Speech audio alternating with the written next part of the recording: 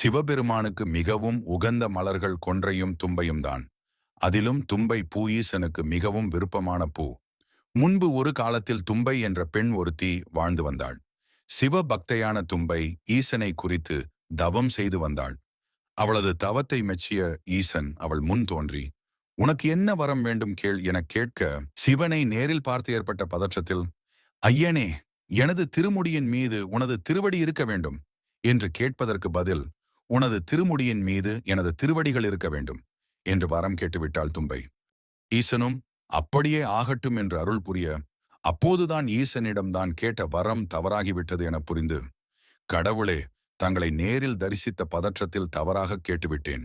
என்னை மன்னித்தருளுங்கள்" என வேண்ட, கருணைக் கடலான ஈசன், "தும்பையே, உனது பக்தியின் பெருமையை விவரிக்க முடியாது.